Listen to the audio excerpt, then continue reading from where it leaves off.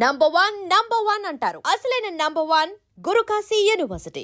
కథ విన్నప్పుడు ఖచ్చితంగా ఈ సినిమా చేసేయాలి అని మీకు గూస్ బంప్స్ వచ్చి రక్తం మరిగిన అంశం ఏంటి, అంత ఎలిమెంట్ ఏంటి అసలు ఈ సినిమాలో? ఖచ్చితంగా చేసేయాలి నేను ఎప్పుడు అలా ఫీల్ అవ్వకపోతే అసలు చేయనండి సినిమా. నేను 100% ఫుల్ ఎక్సైట్ అవ్వాల్సిందే. సో ఏదో లెక్కలు వేసుకుని కొలతలు వేసుకుని చేయటం అనేది ఎప్పుడు నాతో ఉండదు. ఈ పర్టికులర్ ఫిల్మ్ యాక్షన్ అడ్వెంచర్ అనేది మన తెలుగు సినిమాల్లో చాలా అరుదుగా వచ్చే ఒక ఇది.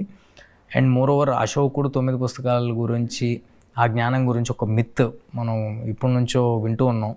అదొక ఎక్సైటింగ్ ఎలిమెంట్. అండ్ ఈ సినిమాలో ఎంతటి పెద్ద విపత్తు వచ్చినా, ఎంతటి పెద్ద విపత్తు రాబోతున్నా దానికి సమాధానం మన ఇతిహాసాల్లో ఎప్పుడో పెట్టబడి ఉంది అనే ఒక కాన్సెప్ట్ నాకు హైనిచ్చిన కాన్సెప్ట్. అండ్ ఇవన్నీ ఎవరు చెప్పారు అనేది కూడా ఇంపార్టెంట్ అండి. ఇదంతా ఒక ఎక్స్ట్రీమ్లీ టాలెంటెడ్ పర్సన్ కార్తిక్ ఇలాంటి ఐడియా చెప్పేపాటికి ఐ వాజ్ సూపర్ ఎక్సైటెడ్. అంటే ఇది నేరేషన్ ఇచ్చినప్పుడు మీకు బాగా ఈ సినిమా చేశాను సన్నివేశం ఏదైనా గుర్తుందా? నేరేషన్ ఇచ్చి బాగా ఈ సినిమా ఖచ్చితంగా చేసేయాలి అని అనిపించిన సన్నివేశం ఏదైనా ఉందా ఈ సినిమాలో ఫస్ట్ నేరేషన్ ఇచ్చినప్పుడు? క్లైమాక్స్ నాకు ఎక్స్ట్రాడినరీ కిక్ ఇచ్చింది.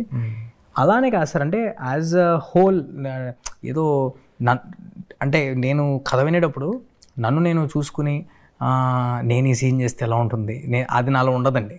ఓవరాల్గా యాజ్ అన్ ఎక్స్పీరియన్స్ ఆడియన్స్ థియేటర్కి రావడానికి ఒక రీజన్ ఉందా? As an experience I delivering something totally new that nobody has delivered until now.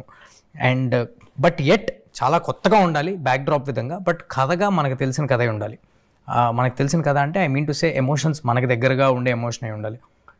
And చాలా ఫిల్మ్ అయి ఉండాలి. అక్రాస్ జనరేషన్స్ రిలేటబుల్గా ఉండే సినిమా అయి ఉండాలి. అందరికీ కనెక్ట్ అయ్యే సినిమా అయి ఉండాలి. ఇన్ని అంశాలు కలగలిసి రావడం అనేది అరుదుగా జరుగుతాయి సార్. సో ఇవన్నీ ఈ సినిమాలో కలిసి వచ్చినాయి. Okay, yeah.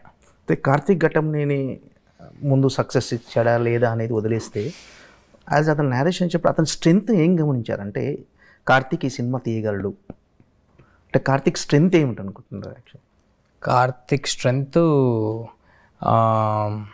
Sincerity sir, sincerity.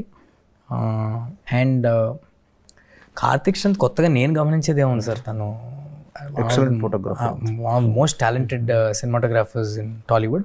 And తన సినిమాలు అన్నింటిలో కూడా ఒక టిపికల్ తన డిఓపిగా చేసినప్పటికీ, తన సినిమాటోగ్రాఫర్గా చేసినప్పటికీ ఆ సినిమా తాలూకు ఒక స్టోరీ టెల్లింగ్ ప్రతి సినిమాలో ఒక స్టైల్ ఉంటుంది తను డిఓపిగా చేసిన ప్రతి సినిమాలో.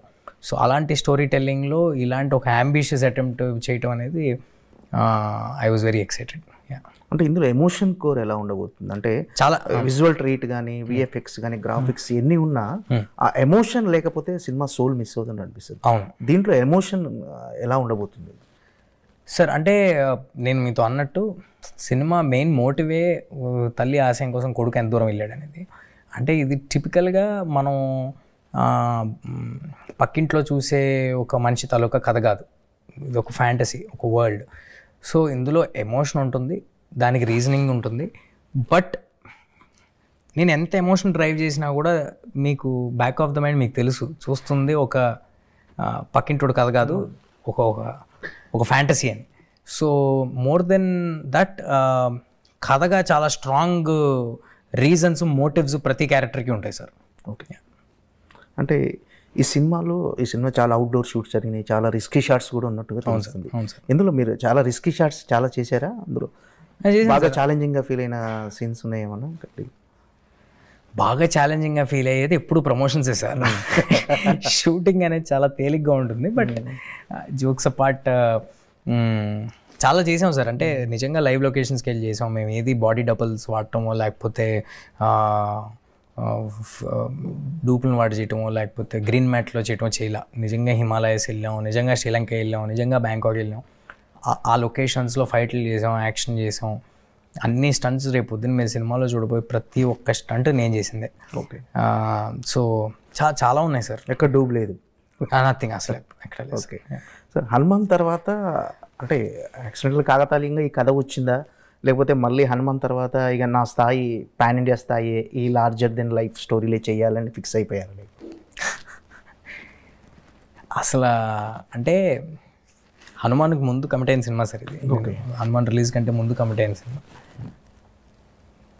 పాన్ ఇండియా స్థాయికి అది కాదు సార్. అంటే మనం చెప్పే కథ అన్ని ఏజ్ గ్రూప్స్కి రెలవెంట్గా ఉందా లేదా, ఎమోషన్ అనేది ఒకటే, ఒక ప్రాబ్లమ్ని చూపించే విధానం అనేది ఒకటే ఇండియాలో ఎక్కడ చేసినా. సో నేను ఇందాక చెప్పినట్టు నా దగ్గరికి ఏదైనా కథ వచ్చినప్పుడు నేను గమనించుకునే, ప్రతి సినిమాలో అవన్నీ గమనిస్తాను కాదు, బట్ నేను కొన్ని పర్టికులర్ సినిమాల్లో కథలు చెప్పినప్పుడు నేను గమనించేది ఏంటంటే, ఇది ఒక క్లీన్ ఫిల్మా, నన్ను నేను చూసుకుంటున్నానా, can I be part of this film, and థియేటర్కి రావడానికి ఆడియన్స్కి ఎక్సైట్మెంట్ ఉందా ఈ కథలో, అదర్ దెన్ స్టార్ క్యాస్ట్ తీసేసి, మ్యూజిక్ తీసేసి, ఇంకోటి తీసేసి కూడా కథగా దానికి ఆ బలం ఉందా లేదా అనేది వెతుక్కుంటా. సో అలా వెతుక్కుంటే అన్నీ సమకూరిన సినిమానే ఇది. అంటే సినిమా ట్రైలర్ రిలీజ్ వరకు కూడా, అంటే ముందు వచ్చిన టీజర్ కానీ గ్లిమ్స్ కానీ డెఫినెట్గా అందరికీ నచ్చినాయి. కానీ ట్రైలర్ వచ్చిన తర్వాత మోస్ట్ యాంటిసిపేటెడ్ మూవీ అనే ఇప్పుడు రేటింగ్స్లో కూడా ఇది టాప్లో ఉంది. సో ఇప్పుడు రిలీఫ్ అయ్యారా? లేదు.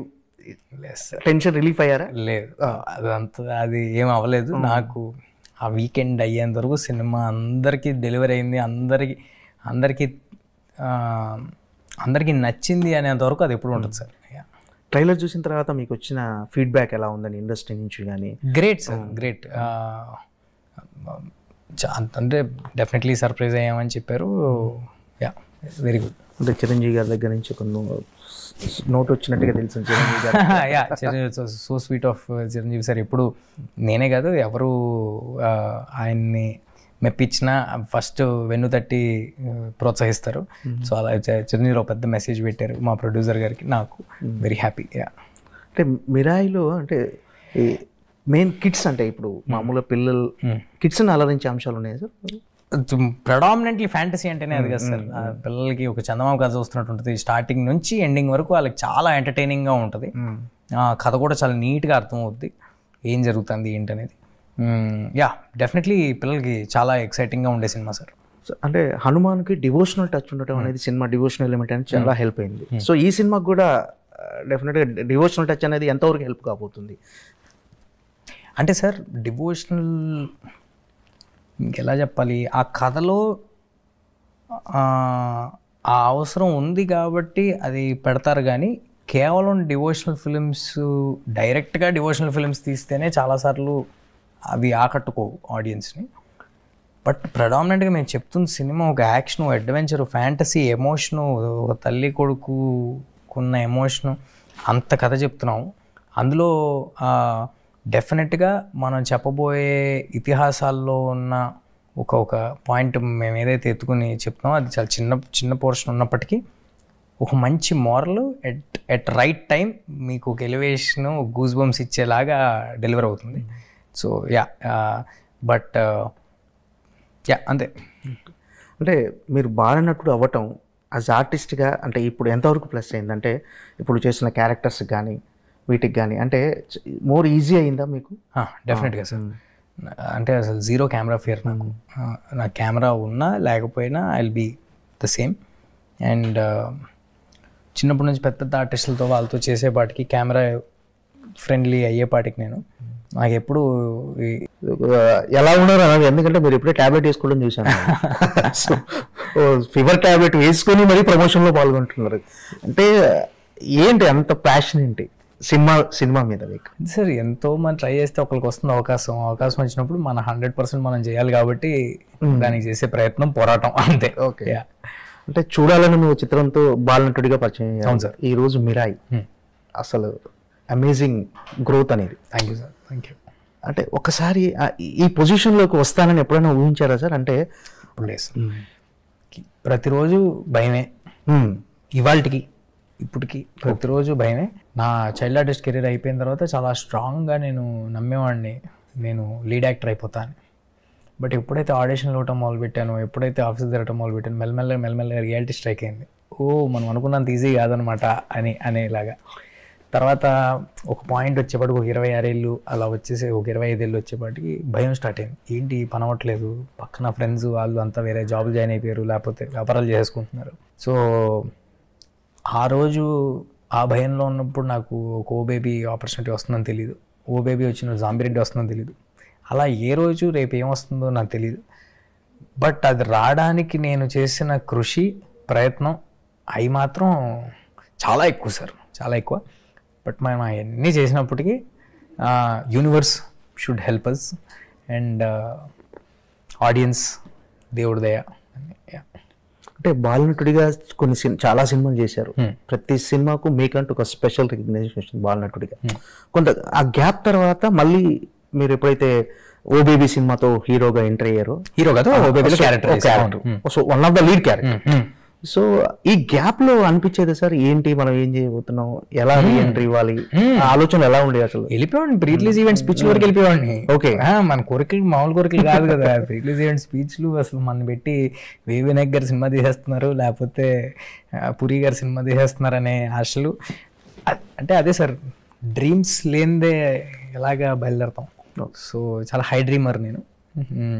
కోరికలు చాలా ఉంటాయి, కానీ చాలా చాలా అంతకు మించిన రియలిస్టిక్ పర్సన్. చాలా ప్రాక్టికల్ అండ్ రియలిస్టిక్. యా. అంటే ఓబీబీ కంటే ముందున్న ఆ స్ట్రగులింగ్ పీరియడ్ లో ఎప్పుడైనా డిసప్పాయింట్ అయ్యేవారా? చాలా భయంకరమైన డిసప్పాయింట్మెంట్లు, డిప్రెషన్లు అందరికీ కామనే సార్, అన్ని ఫీల్డ్స్లో అందరికీ కామనే. ఇవాళ నేను అవన్నీ చూశానని ఏదో నేను అంత కష్టపడ్డాను ఇంత కష్టపడ్డానని చెప్పుకునే ప్రయత్నం ఏం లేదు. ఆ రోజు అలాంటి డిసప్పాయింట్మెంట్లు లేకపోతే అలాంటి కష్టాలు, అవకాశం లేని రోజు, ఒక్క అవకాశం వస్తే చాలరా బాబు అని అనుకున్న రోజులు ఉన్నాయి కాబట్టే ఇవాళ నా జర్నీ ఇలా ఉందని నమ్ముతాను నేను. యా. అంటే ఓబీబీ తర్వాత జాంబిరెడ్డి, తర్వాత అద్భుతం, నెక్స్ట్ హనుమాన్, అంటే 4 సినిమాలు సక్సెస్. అంటే మధ్యలో ఒకటి ఉందిలేండి ఇష్కని. 99% స్ట్రైక్ రేట్, రైట్? అందులో ఎలా చూసుకున్నా 99% స్ట్రైక్ రేట్. అంటే ఇన్ని సక్సెస్ నుండి హనుమాన్ లాంటి ఒక పాన్ ఇండియా సినిమా వచ్చిన తర్వాత కూడా మీరు ఇప్పటికీ ఈ రోజుకి నాకు భయమే అంటున్నారు, ఎందుకని? మనం ఉన్న ఇండస్ట్రీయే ఒక 5% సక్సెస్ రేట్ ఉన్న ఇండస్ట్రీ సార్. 200 సినిమాలు చేస్తే అందులో ఒక 10 ఆడతాయి, 10 మంచి పేరు తెచ్చుకుని బాగా ఆడతాయి. సో చాలా భయంగా ఉంటుంది రోజు. బట్ మనం తీస్తున్న సినిమా పట్ల ఎక్సైట్మెంట్ ఆర్ అవి ముందుకు నడిపిస్తుంటాయి. అంటే హనుమాన్ లాంటి ఒక పాన్ ఇండియా సక్సెస్ వచ్చిన తర్వాత కూడా అంటే మీలో ఇంత మెచ్యూరిటీ, అంటే చాలా రియాలిటీలో మాట్లాడుతున్నారు, ప్రతి సినిమా మొదటి సినిమానే అని. అంతే కదా సార్. సరే, అంటే మామూలుగా అంటే కొంతమంది హనుమాన్ లాంటి ఒక పాన్ ఇండియా సక్సెస్ వచ్చిన తర్వాత లేదు మనం సెటిల్ అయిపోయినట్టే, మనం పాన్ ఇండియా హీరోనే అని ఒక కాన్ఫిడెన్స్ వచ్చేస్తుంది వాళ్ళకు, ఆ యాటిట్యూడ్ కూడా కనిపిస్తుంది. కానీ మీరేంటి ఇంత మెచ్యూర్డ్గా ఇదంతా ఎలా? అదేం లేదు సార్. అంటే నేను మేబీ చిన్నప్పటి నుంచి ఇక్కడ ఉండటం వల్ల ఎందుకో ఎంతోమంది రావటం చూశాను, నాకంటే గొప్ప సక్సెస్లు వచ్చి కూడా తిరిగి వెళ్ళిపోయిన వాళ్ళని చూశాను. సో ఎల్లప్పుడూ ఒళ్ళు దగ్గర పెట్టుకుని జాగ్రత్తగా పనిచేస్తూ ఉండాలి. మనకిచ్చిన అవకాశానికి 110% ఎఫర్ట్ పెట్టాలనేది ఒక్కటే ప్రయత్నం సార్. మిగతాదంతా మన చేతిలో లేదు. నేను అది ట్రైలర్ రిలీజ్లో అనుకుంటా మీరు మాట్లాడుతున్నప్పుడు మీది ఇదంతా ఈ సక్సెస్ అంతా మీ టాలెంటా లేకపోతే అని మీరు అన్నప్పుడు టాలెంట్తో పాటు డెఫినెట్గా అదృష్టం అనేది కూడా కలిసి రావాలి, గ్రహాల మూమెంట్స్ కూడా మాట్లాడారు. ఆ టైంలో మీరు వేసుకున్న టీషర్ట్ మీద డెస్టినీ అనుకోకండి, అవును, ఒక ప్రింట్ నేను అబ్జర్వ్ చేశాను. ఏంటి మీరు బాగా ఫాలో అవుతారా ఇది ఈ గ్రహాల మూమెంట్స్ అని? ఈ డెఫినెట్గా మన టాలెంట్ ఖచ్చితంగా మనకు కలిసి రావాలి, అది నమ్ముతారా గట్టిగా? మీరు ఇచ్చిన ఆన్సర్ బట్టి అలా అనిపించింది. నేను ముహూర్తాలు చూసుకోవటం, జాతకాలు చూసుకోవడం అలాంటి ఏం చేయను సార్, అసలు నథింగ్. బట్ మనం చేసే పనికి యూనివర్స్ తోడవ్వాలి, మన ఇంటెన్షన్స్ రైట్గా ఉండాలి. ఫస్ట్ లోపల నుంచి మనం ప్యూర్గా ఉండాలి, ఎవరి పట్ల రాంగ్ ఇంటెన్షన్స్ ఉండకూడదు. అది ఉంటే ఫస్ట్ పాజిటివ్ అట్మాస్ఫియర్ ఉంటుంది, తద్వారా అది మన వర్క్లో కూడా రిఫ్లెక్ట్ అవుద్ది. అంతవరకు నమ్ముతా. మీరు అన్న డెస్టినీ టీషర్ట్ అది సినిమాలో వన్ ఆఫ్ ద లైన్ అలా వేసుకుంది తప్పితే అదేదో నేను నమ్మి వేసుకుంటుంది కదా. బట్ డెఫినెట్గా సార్ ఇలాంటి ఇండస్ట్రీలో కొన్ని మనం వచ్చిన ప్లేస్ నుంచి ఇవాళ మనం ఉన్న ప్లేసు మనం ఎక్స్పెక్ట్ చేయండి. సో ఇవన్నీ జరుగుతున్నాయంటే మన ఎఫర్ట్, మన హార్డ్ వర్క్, మన సెన్సిబిలిటీ ఎంత ఉన్నప్పటికీ we are at the right place at the right time with right people. So అంటే మీరు ఎందుకంటే పాన్ ఇండియా హీరో అని పిలవద్దు, నన్ను అలా పిలవటం వేరే వాళ్ళకి ఇబ్బందిగా ఉంది అంటున్నారు. ఏంటి మీకేమన్నా ఇబ్బంది కలిగిందా? ఇలా ఎవరన్నా ఏంది? అదేమీ లేదు సార్. అంటే అనిపిస్తుంది కదా సార్, అంటే I'm yet to do a lot of work. చాలా పెద్ద బాడీ ఆఫ్ వర్క్ చేయాలి, ఒక 15-20 years గ్రేట్ వర్క్ చేయాలి. So it's too early for anybody. ఒక్క సినిమా తాలూకా సక్సెస్సో ఫెయిల్యూరో నన్ను డిఫైన్ చేయకూడదు. నా ఎఫర్టు, నా క్రాఫ్ట్, నా టాలెంట్, నా సిన్సియారిటీ నన్ను డిఫైన్ చేయాలని నమ్ముతా. సో అది ఏం సరే, మిరాయి ఎలా ఉండబోతుంది? మరోసారి లార్జర్ దెన్ లైఫ్ స్టోరీ, ఒక ఇతిహాసాలు, మైథలాజికల్ అన్నీ టచ్ ఉన్నట్టుగా, అంటే ట్రైలర్స్ చూస్తే అన్నీ డెఫినెట్గా థియేటర్కి వెళ్ళి సినిమా చూసేయాలి అని ప్రేక్షకుల్లో ఒక యాంగ్జైటీ, డెఫినెట్గా చూసేయాలని ఒక కలిగింది. ఏంటి మిరాయి ఎలా ఉండబోతుంది అసలు? చిన్న పిల్లల దగ్గర నుంచి 3 ఏళ్ళ పిల్లల దగ్గర నుంచి, నేను మొన్న ప్రెస్ మీట్లో కూడా ఇదే చెప్పాను, 3 ఏళ్ళ పిల్లల దగ్గర నుంచి 80 ఏళ్ళ వారి వరకు అందరికీ ఒక రిలవెంట్ ఫిల్మ్ తీసామండి. It is a film that is relevant across generations. Fantasy, action, emotion, elevation, devotion అన్నీ కలిపి ఉన్న subject. And moreover extraordinary making, visual. మీరు ట్రైలర్ చూస్తే మీకు అర్థమవుతుంది. ఒక విజువల్గా ఒక కొత్త వరల్డ్. మనం తెలుగు సినిమాలో, నేను కాన్ఫిడెంట్గా చెప్పగలను, మన తెలుగు సినిమాలో ఇప్పటివరకు చూడని కైండ్ ఆఫ్ యాక్షన్ ఎపిసోడ్స్ ఇవన్నీ ఉన్నప్పటికీ కూడా చాలా కథ, వెరీ రిచ్ స్టోరీ, అంటే ఎక్కువ కథ ఉన్న సినిమా. ఇవన్నీ ఉన్నప్పటికీ మన కోర్ లెవెల్, ఒక తల్లి ఆశయం కోసం, తల్లి ఆశయాన్ని కొడుకు ఎలా తెలుసుకుని దానికోసం ఎంత దూరం వెళ్ళాడు అనే ఒక మన కల్చర్కి చాలా దగ్గరగా ఉండే ఒక ఎమోషనల్ ఫిల్మ్. బట్ చాలా ఎక్సైటింగ్గా ఉంటుందండి, థ్రిల్లింగ్గా ఉంటుంది. స్టార్టింగ్ నుంచి ఎండింగ్ వరకు మీకు ఒక సాలిడ్ కథ చెప్తున్నట్టు, మీరు అలా హుక్ అయ్యి ఒక చందమామ కథ చూసినట్టు చూస్తారు సినిమాని.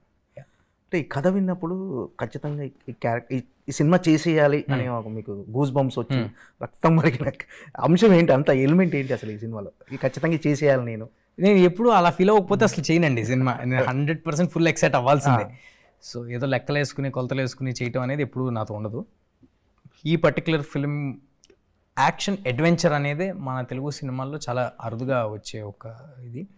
అండ్ మోర్ ఓవర్ అశోకుడు 9 పుస్తకాల గురించి, ఆ జ్ఞానం గురించి ఒక మిత్ మనం ఇప్పటి నుంచో వింటూ ఉన్నాం.